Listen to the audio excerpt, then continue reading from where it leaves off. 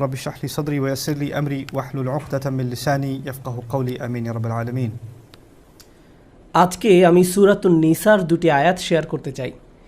একটি আয়াতে আল্লাহ বলছেন সবার আগে কোন কোন পাপগুলো থেকে আমাদেরকে দূরে থাকা প্রয়োজন। অনেক সময় একজন মুসলিমের জীবনে কাজের অগ্রাধিকার নির্ধারণের ক্ষেত্রে সঠিকভাবে বুঝের অভাব দেখা দেয়। কিছু কিছু কাজ অন্য কাজের চেয়ে বেশি গুরুত্বপূর্ণ, অন্যান্য কাজের চেয়ে আপনার নামাজ বেশি জরুরি। ইসলামের এমন অনেক আমল রয়েছে যা জীবনকে সৌন্দর্যমণ্ডিত করে তুলবে, কিন্তু সেই কাজগুলো গুরুত্বর দিক থেকে নামাজের কাছাকাছি পর্যায়েও নেই, বা পাপ কাজের ক্ষেত্রেও এরকম প্রাধান্য রয়েছে। অনেক আমল রয়েছে যেগুলো আমাদের করা উচিত, যেমন ঘরে প্রবেশের সময় ডান পা দিয়ে প্রবেশ করা উচিত, টয়লেটে প্রবেশের সময় বাম পা দিয়ে প্রবেশ করা উচিত, এবং নির্দিষ্ট দোয়াগুলো পড়া উচিত। এ ধরনের আমলগুলো করার চেষ্টা থাকা উচিত, এগুলো উপেক্ষা করার কোনো সুযোগ নেই। কিন্তু এমন অনেক পাপ কাজ রয়েছে যেগুলো করা কবিরা গুনাহ। অনেক সময় এই অগ্রাধিকার নির্ধারণের ক্ষেত্রে মানুষ যখন সঠিক জ্ঞানের অভাব থাকে তখন তারা ছোট ছোট ব্যাপারকে বেশি গুরুত্ব দেয়। তারা নিশ্চিত করতে চায় যে আমি অমুক অমুক সুন্নাহ ঠিকভাবে পালন করছি তো, অমুক অমুক দোয়াগুলো নিয়মিত পড়ছি তো, শুক্রবারে সূরাতুল কাহফ পড়ছি তো, ইত্যাদি ইত্যাদি। তো তারা ছোট ছোট আমলগুলো সঠিকভাবেই আদায় করে, কিন্তু একই সময়ে চোখের সামনে থাকা বিশাল বিশাল গুনাহগুলো অনায়াসেই করে ফেলে। করার সময় দ্বিতীয়বার চিন্তাও করে না। যেমন ধরুন হারাম উপার্জনের টাকা, জিনা করা, সুদ, এরকম বড় বড় গুনাহ, বিরাট বিরাট শয়তানি পাপগুলো সে অনায়াসেই করে যায়। মনে হয় যেন চোখ থাকতেও সে অন্ধ। ছোট ছোট আমলগুলো আপনি ঠিকই গুরুত্ব দিয়ে করে যাচ্ছেন, যেন মনে মনে ভালো ফিল করতে পারেন যে যাক আমি তো ধর্ম পালন করছি। এজন্যই কুরআন আমাদেরকে বিভিন্ন আমলের সঠিক অনুপাত ঠিক করে দিয়েছে। আল্লাহ এই আয়াতে বলছেন ইনতাজতানিবু কাবাইরা মা তুনহাউনা আনহু, যদি তোমরা নিষিদ্ধ কাজের বড় বড়গুলো হতে বিরত থাকো। সুতরাং দেখা যাচ্ছে এমন অনেক বড় বড় পাপ রয়েছে যেগুলো থেকে আমাদের অবশ্যই বিরত থাকতে হবে। যদি আমরা এটা করতে পারি তাহলে ছোট ছোট পাপের ক্ষেত্রে আল্লাহ বলছেন নুকাফিরু আনকুম সাইয়্যাতিকুম, তাহলে আমি তোমাদের ছোট ছোট পাপগুলো ক্ষমা করে দেব। অর্থাৎ আগে সিরিয়াস ব্যাপারগুলো যত্ন নাও। কোরআন যেগুলোর উপর গুরুত্ব আরোপ করেছে, যেমন টাকা উপার্জনের বিষয়টা, কিভাবে আমরা টাকা আয় করি এবং কিভাবে তা ব্যয় করি, সে ব্যাপারে আগে যত্নবান হওয়া, এটা খুবই সিরিয়াস একটা ব্যাপার। আমাদের আশেপাশে যারা আছে তাদের অধিকারের ব্যাপারে সাবধান থাকা, যারা এতিম বা অভাবগ্রস্ত তাদের দেখাশোনা করা। সূরা মাউনে আল্লাহ বলছেন ফাযালিকাল্লাযী ইয়াদউল ইয়াতীম, সেই ব্যক্তি যে এতিমকে গলা ধাক্কা দেয়। এগুলো বড় ধরনের পাপ। তারপর যেভাবে আমরা আমাদের ব্যবসা বাণিজ্য চালাই, কেউ যদি আপনার কাছে টাকা পায়, কোনো কন্ট্রাক্ট মানতে যদি ওয়াদাবদ্ধ হন, কোনো সেবা প্রদান করার জন্য যদি আপনাকে বেতন দেওয়া হয়, কাজের ক্ষেত্রে সততা বজায় রাখা। ঠিক একইভাবে কোরআনে বর্ণিত সবচেয়ে ভয়ঙ্কর পাপগুলোর একটি হলো সুদ। একইভাবে আমাদের পবিত্রতা রক্ষা করা, অর্থাৎ জেনা ব্যভিচার থেকে বিরত থাকা, এটা কবিরা গুনাহ। এটা এত বড় গুনাহ যে আল্লাহ বলছেন লা তাকরাবুজ জিনা, ব্যভিচারের কাছেও যেও না। অন্যান্য ছোট ছোট গুনায় তোমরা হয়তো জড়িয়ে পড়বে। হতে পারে তোমার নামাজে যথেষ্ট মনোযোগ ছিল না, অজুটাও হয়তো উত্তম রূপে করা হয়নি। হতে পারে যখন নামাজ পড়ছিলে তখন অন্য কোথাও মন পড়েছিল। হতে পারে হজ বা উমরা করার সময় কিছু কিছু নিয়মকানুন ঠিকমতো পালন করতে পারোনি। কখনো কখনো হয়তো ধৈর্য হারিয়ে ফেলেছিলে। এই ছোট ছোট বিষয়গুলো ক্ষমা করে দেওয়া হবে, কারণ তোমরা বড় বড় পাপ থেকে বিরত ছিলে। ছোট বড় পাপের এমন একটি তারতম্য কোরআনে জোর দিয়ে উপস্থাপন করা হয়েছে।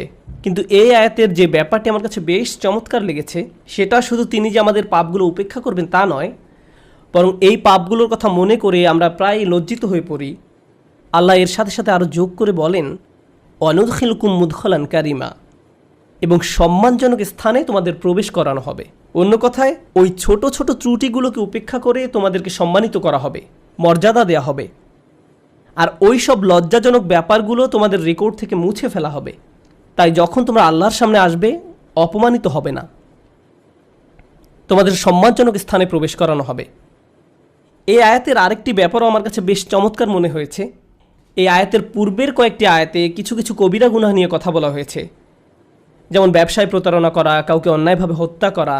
আর ছোট ছোট পাপ ক্ষমা করে দেওয়ার আয়াতের ঠিক পরের আয়াতে আরও অসাধারণ উপায়ে জীবনের বিভিন্ন বড় বড় পাপে জড়িয়ে পড়ার যে মূল কারণ সেটা বলা হয়েছে। আল্লাহ আযজা ওয়া জাল্লা বলেন ওয়ালা তাতামান্নাউ মা ফাদ্দালাল্লাহু বিহি বা'দাকুম আলা বা'দ, আর তোমরা আকাঙ্ক্ষা করো না এমন সব বিষয়ে যাতে আল্লাহ তাআলা তোমাদের একের উপর অন্যের শ্রেষ্ঠত্ব দান করেছেন।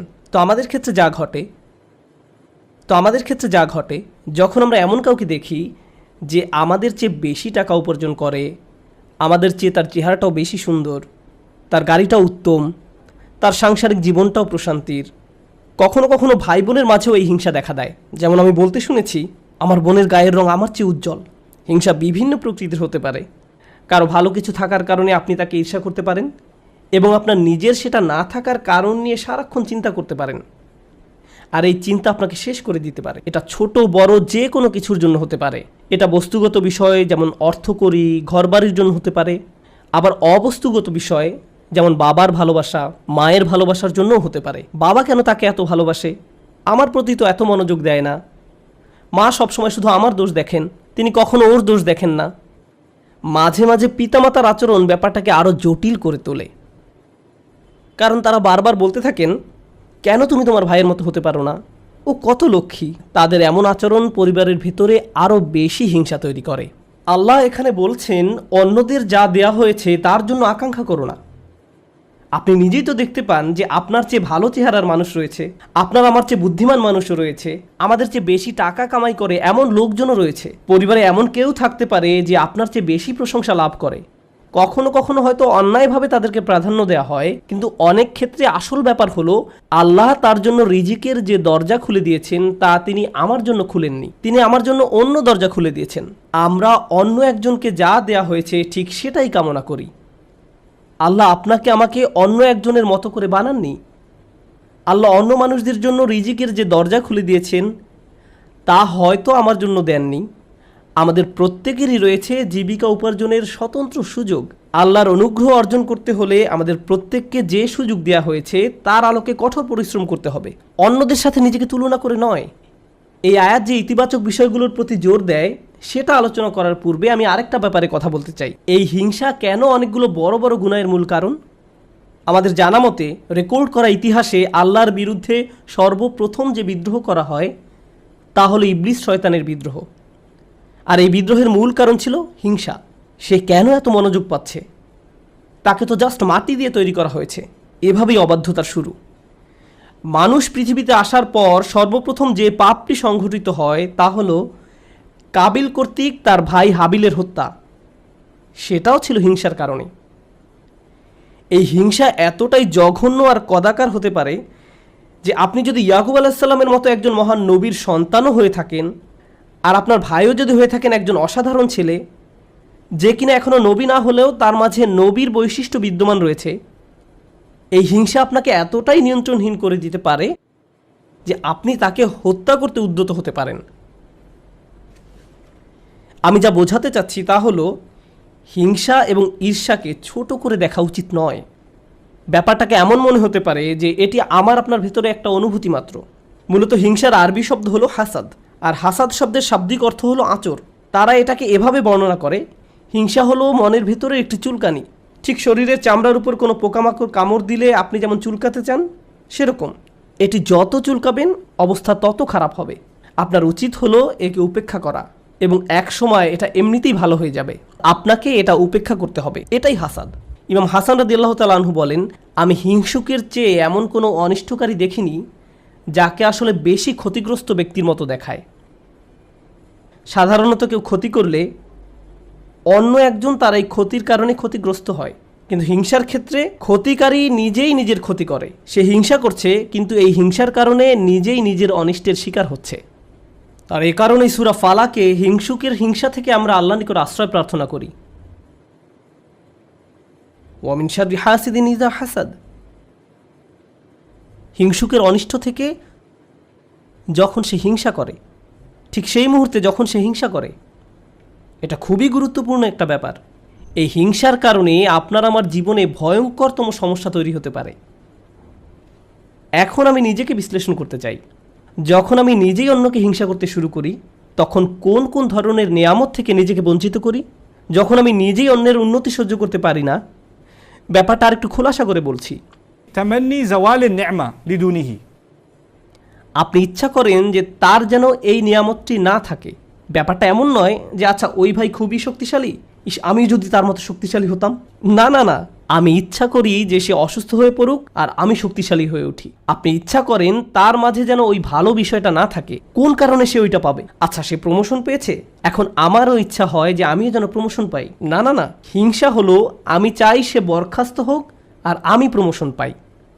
আপনি তার ব্যর্থতা দেখতে চান, আপনার ভেতরের কিছু একটা চায় তার যেন পতন ঘটে।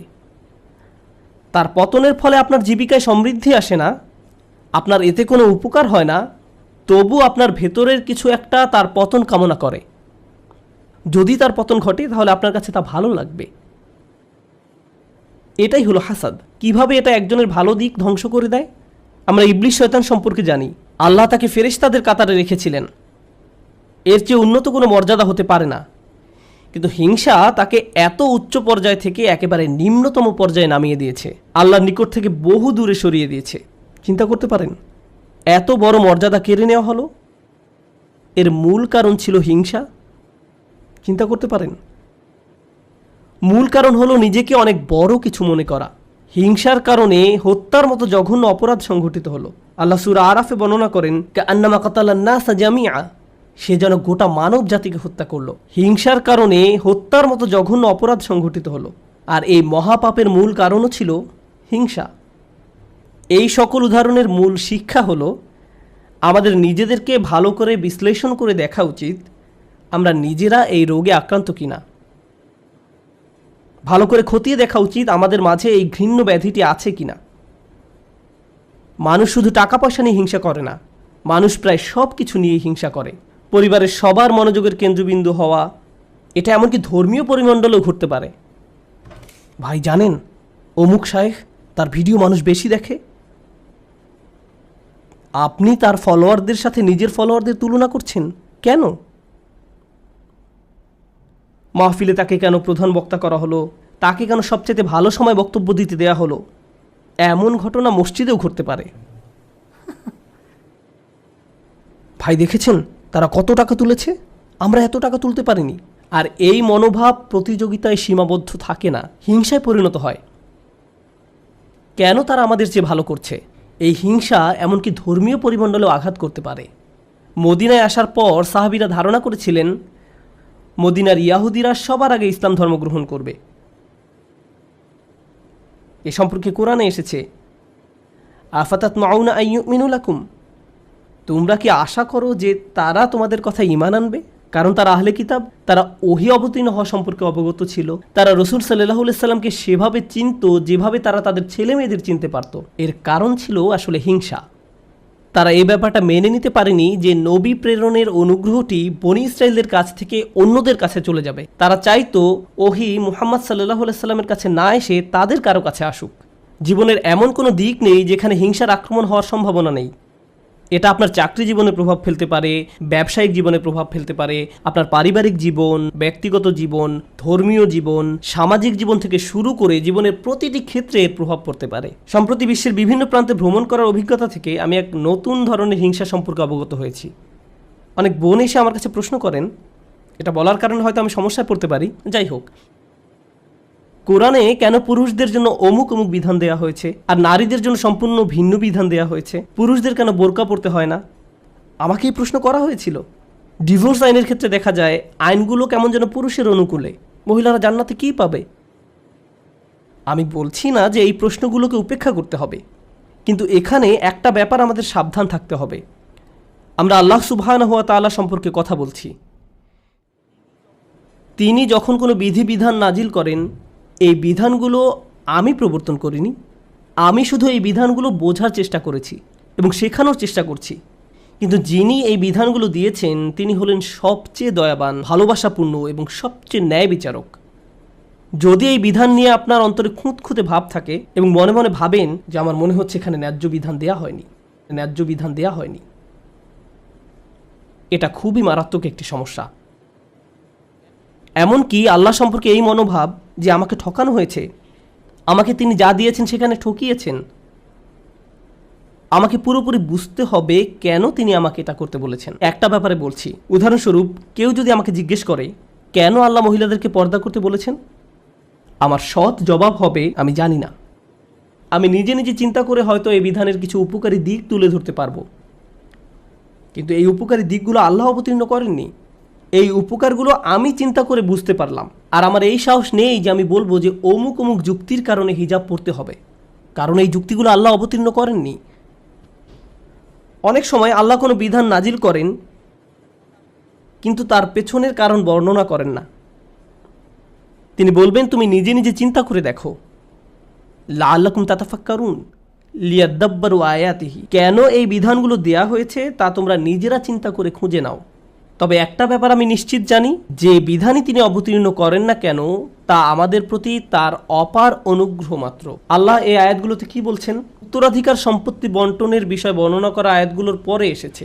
ইসলামে সবাই সমান উত্তরাধিকার সম্পত্তি পায় না, নারী এবং পুরুষ সমান সম্পত্তি পায় না। তারা মেয়ে, স্ত্রী, মা যেই হোক না কেন সমান সম্পত্তি পায় না। তাই আল্লাহ কি বলেছেন? লিররিজালি নাসিবুম মিম্মা ইকতাসাবু ওয়া লিন-নিসাই নাসিবুম মিম্মা ইকতাসাবনা, পুরুষদের জন্য রয়েছে অংশ তারা যা উপার্জন করে তা থেকে, এবং নারীদের জন্য রয়েছে অংশ যা তারা উপার্জন করে তা থেকে। এই আয়াতে মিন অর্থাৎ থেকে এই শব্দের ব্যবহারটি লক্ষ্য করার মতো। এই পৃথিবীতে যত কিছুর জন্য আপনি কাজ করেন তার সবটুকুর ফসল পাবেন না, এর থেকে একটি অংশ পাবেন আর বাকি অংশ পরে পাবেন। অথবা আপনি কাজ করেছেন কিন্তু তার কিছু অংশ সুফল পাওয়ার যোগ্য ছিল না, যেমন হয়তো আপনার নিয়ত শুদ্ধ ছিল না, কাজটা যথেষ্ট পরিশুদ্ধ ছিল না, তাই আপনি আপনার কাজের সেই অংশের মূল্য পাবেন যা মূল্য পাওয়ার যোগ্য ছিল। তাই আল্লাহ বলছেন পুরুষরা কি পাবে তার জন্য একটি মান আমি নির্ধারণ করে রেখেছি, আবার নারীরা কি পাবে তার জন্য একটি মান আমি নির্ধারণ করে রেখেছি। তারপর তিনি বলছেন ওয়াসআলুল্লাহ মিন ফাদলিহি, কুরআনের অসাধারণ একটি বাক্য। এর অর্থ হলো আর আল্লাহর কাছে তার অনুগ্রহ প্রার্থনা করো। এখানে ফাদল দ্বারা শুধু অনুগ্রহ বোঝায় না। হিংসার ক্ষেত্রে হিংসুক ব্যক্তি মনে করে অমুক আমার চেয়ে বেশি ফাদল পেয়েছে, অমুক ব্যক্তি সম্পত্তির দিক থেকে আমার চেয়ে বেশি ফাদল বা অধিক আনুকূল্য পেয়েছে, অথবা চেহারা সুরতের দিক থেকে বা সুযোগ সুবিধার দিক থেকে বেশি আনুকূল্য পেয়েছে। বাসায় কোনো মেয়েও এমনটা অনুভব করতে পারে, কারণ তার বোন বিয়ের সব প্রস্তাব পাচ্ছে কিন্তু সে পাচ্ছে না, আমার বোন আমার চেয়ে বেশি ফাদল পেয়েছে। আল্লাহ বলছেন যদি তুমি ফাদল পেতে চাও তাহলে আল্লাহর অন্য কোনো সৃষ্টির চেয়ে বেশি চাওয়ার পরিবর্তে সরাসরি আল্লাহর কাছ থেকে নিজের জন্য ফাদল চাও। নিজেকে অন্যদের সাথে তুলনা করা বন্ধ করো, বরং আল্লাহর নিকট থেকে তুমি নিজের জন্য কি পেতে পারো তার দিকে মনোযোগ দাও।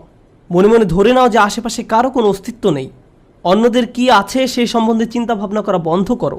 মনের উপর যদি এরূপ নিয়ন্ত্রণ প্রতিষ্ঠা করতে পারেন তাহলে খুবই সুখী জীবনযাপন করতে পারবেন। যদি কখনো এমনটা হয় যে তুমি ক্লাসে বসে আছো, স্যারের বক্তব্য শুনতে পাচ্ছ কিন্তু কিছুই বুঝতে পারছো না, মনে মনে ভাবছো আমি জানি না আমি কোন স্বর্গে বাস করছি, কিন্তু তোমার পাশের ছেলে বা মেয়েটি প্রতিবার হাত তুলে স্যারের প্রত্যেকটা প্রশ্নের জবাব দিচ্ছে আর তোমার মন বিষিয়ে উঠছে। মনে মনে ভাবছো যদি মেয়েটাকে কষে একটা চড় দিতে পারতাম, আমি তাকে সহ্য করতে পারছি না, কারণ সে সব প্রশ্নের উত্তর দিচ্ছে। তোমার সকল মনোযোগের কেন্দ্রবিন্দুতে এমন একজন যে তোমার চেয়ে বেশি বুদ্ধিমান, যে স্যারের প্রিয় ছাত্র, যে সকলের মনোযোগ পাচ্ছে, যার কারণে তোমার নিজেকে খারাপ ছাত্র মনে হয় বা যার কারণে তারা তোমাকে লজ্জা দিচ্ছে। কিন্তু একটা ব্যাপার কি তুমি খেয়াল করেছো? তুমি সেখানে বসে আছো শুধু তুমি এবং শিক্ষক। তুমি এখানে এসেছো শিখতে, অন্যের দোষ না দিয়ে তোমার উচিত নিজেকে দোষ দেয়া। হায় হায় আমি আমার মনোযোগ হারিয়ে ফেলেছি। নিজের কাছে ব্যাখ্যা দাবি করো কেন তুমি মনোযোগ হারালে। প্রশ্ন করতে গিয়ে লজ্জা অনুভব করো না। তুমি এখানে এসেছো নিজের উন্নতি সাধন করতে, অন্যদেরকে নিজের মূল্য বোঝাতে নয়। তুমি এই জন্য শিখতে আসোনি। একই কথা প্রযোজ্য চাকরির জায়গায়, পরিবারের। অন্য কাউকে বেশি দাম দেওয়া হচ্ছে বলে আপনি নিজেকে গুটিয়ে ফেলবেন না। যদি কোনো অন্যায় করা হয় আপনি কথা বলুন, কোনো কিছু যদি বলার থাকে বলুন। যদি কোনো কিছু আপনাকে বিরক্ত করে ভেতরে ভেতরে জ্বলবেন না এবং এটাকে বড় হতে দিবেন না, নিজের ভেতরে ঘৃণা তৈরি হতে দেবেন না। আমরা আল্লাহর নিকট যে দোয়াগুলো করি তার একটি হলো ওয়ালা তাজআল ফি কুলুবিনা গিল্লাল লিল্লাযিনা আমানু, ঈমানদারদের বিরুদ্ধে আমাদের অন্তরে কোনো বিদ্বেষ রেখো না। যখন আমরা কিয়ামতের দিন তার সামনে দণ্ডায়মান হব তখন যেন আমাদের অন্তরে ঈমানদারদের বিরুদ্ধে কোনো গিল বা খারাপ অনুভূতি না থাকে। আমরা দুনিয়াতেও এটা চাই না, আর জান্নাতে আল্লাহ আমাদের থেকে তা দূরে রাখুন। তাই এই ব্যাপারটা পার্থিব জীবনে ঘটতে পারে। এমন হতে পারে যে কারো বিরুদ্ধে আপনার অন্তরে হিংসার মনোভাব তৈরি হচ্ছে, ও সে তো এই পজিশন পাওয়ার যোগ্য নয়, সে তো অমুক কাজ করার যোগ্য নয়। আপনার অন্তরে যদি এমন অনুভূতি তৈরি না হয় তাহলে সেটা খুবই ভালো। কিন্তু অনেক মানুষ আছে যারা এভাবে চিন্তা করে ওই লোক আমার চেয়ে অনেক বেশি বেতন পায়, সে কেন আমার চেয়ে বেশি বেতন পাবে? তারা কত টাকা বেতন পায় বা না পায় তার সাথে আপনার সম্পর্ক কি? আপনি কি করেন? আপনি কি অর্জন করেছেন? আপনার যদি মনে হয় যে আপনার আরও বেশি বেতন পাওয়া উচিত, তাহলে ব্যাপারটা যথাযথ কর্তৃপক্ষকে বলুন। ওয়াসআলুল্লাহ মিন ফাদলিহি, আল্লাহর কাছে তাঁর অনুগ্রহ প্রার্থনা করুন। ইন্নাল্লাহা কানা বিকুল্লি শাইইন আলিমা, নিঃসন্দেহে আল্লাহ তাআলা সর্ববিষয়ে জ্ঞাত। যখন আমরা অন্যের সাথে নিজেকে তুলনা বন্ধ করব, যখন পুরুষ বা নারী হিসাবে কি পেলাম বা কি পেলাম না এসব নিয়ে চিন্তা করা বন্ধ করব, অমুক অমুক ব্যক্তির কারণে আমি পেছনে পড়ে আছি এমন চিন্তা করা বন্ধ করব, আপনার এবং আল্লাহর মাঝে আর কেউ নেই। যদি কোনো বিষয়ে অগ্রগতি অর্জন করতে চান, সরাসরি আল্লাহকে বলুন ওয়াসআলুল্লাহ মিন ফাদলিহি। অন্যথায় সারা জীবন ধরে কেবল অন্যের বিরুদ্ধে অভিযোগই করে যেতে পারবেন। কিভাবে তারা আপনার প্রতি অন্যায় করেছে, কিভাবে তারা আপনাকে সুযোগ থেকে বঞ্চিত করেছে, কিভাবে সবাই পেয়েছে কিন্তু আপনি পাননি। আর এভাবে অভিযোগ করলে আপনার জীবন তো দুর্দশাগ্রস্ত হবেই, আপনার কারণে আপনার আশেপাশের মানুষের জীবনও দুর্বিষহ হয়ে পড়বে। এই আয়াতটি নিয়ে সর্বশেষ যা শেয়ার করতে চাই, বিশেষ করে যখন আমরা তেলাওয়াত করি ওয়া মিন শাররি হাসিদিন ইযা হাসাদ, এখানে ইযা শব্দটির দিকে বিশেষ মনোযোগ দিন। কেউ কেউ বলেন এখানে হাসাদকে বর্ণনা করা হয়েছে একটি গুণ হিসেবে, শুধুমাত্র শব্দগতভাবে ইসমে ফাইল হিসেবে নয়, বরং একজন মানুষের একটি খারাপ গুণ হিসেবে, অর্থাৎ এমন ব্যক্তি যার মাঝে হিংসার প্রবণতা আছে। কিন্তু ইজা শব্দটি একটি বিষয়ের প্রতি বিশেষ ইঙ্গিত করে। আপনার মাঝে যদি এই গুণটি থেকে থাকে, তাহলে কোনো এক সময় কুৎসিত উপায়ে এর প্রকাশ ঘটবে, আজ না হোক কাল। খারাপ কিছু একটা আপনি করে বসবেন, কারণ আপনার মাঝে খারাপ গুণটি আছে। আপনি নিজেও হাসিদ হতে চান না, হিংসুক হতে চান না। আবার যারা হিংসা করে তাদের অনিষ্ট থেকে বাঁচতে চান। আমরা দোয়া করি আল্লাহ যেন আমাদেরকে হিংসুক হওয়া থেকে রক্ষা করেন, এবং যারা আমাদের বিরুদ্ধে হিংসা করে তাদের অনিষ্ট থেকেও যেন রক্ষা করেন। আল্লাহ যেন আমাদের ভালো কাজগুলোকে নষ্ট হওয়া থেকে রক্ষা করেন। আমরা জানি রাসূল সাল্লাল্লাহু আলাইহি সাল্লাম বলেছেন, আগুন যেমন শুকনো কাঠ জ্বালিয়ে ফেলে, তেমনি হিংসাও একজন ব্যক্তির ভালো কাজগুলোকে জ্বালিয়ে দেয়। কেন তিনি এমনটি বলেছেন? কারণ যখন আপনার মাঝে হিংসা দেখা দেয়, তখন আপনার পক্ষে কৃতজ্ঞ হওয়া অসম্ভব। কারণ যখন হিংসা করেন তখন আপনার কি নেই কেবল তা নিয়েই আপনি চিন্তা করেন। আর আল্লাহর সাথে আমাদের সম্পর্ক নির্ভর করে একটি বিষয়ের উপর, তা হলো আমাদের কি কি আছে তা সব সময় স্বীকার করে যাওয়া। এভাবেই আমরা আল্লাহর প্রতি কৃতজ্ঞ হয়ে উঠি। যদি আপনার অন্তরে হিংসার বসবাস থাকে, তাহলে কোনোভাবেই আপনার পক্ষে আবদান শাকুরা অর্থাৎ আল্লাহর কৃতজ্ঞ বান্দা হওয়া সম্ভব নয়। আল্লাহ আযজা ওয়া জাল্লা আমাদের অন্তর থেকে হিংসা দূর করে দিন, আমাদেরকে সত্যিকার অর্থে কৃতজ্ঞ বান্দা বানিয়ে দিন। আল্লাহ সঠিকভাবে তার অনুগ্রহ চাওয়ার মতো তৌফিক দান করুন এবং আমাদের জীবনকে আরও সুন্দর করে দিন। বারাকাল্লাহু লি ওয়া লাকুম ফিল কুরআনিল হাকিম ওয়া নাফা'নি ওয়া ইয়্যাকুম বিল আয়াতি ওয়াজ যিকরিল হাকিম।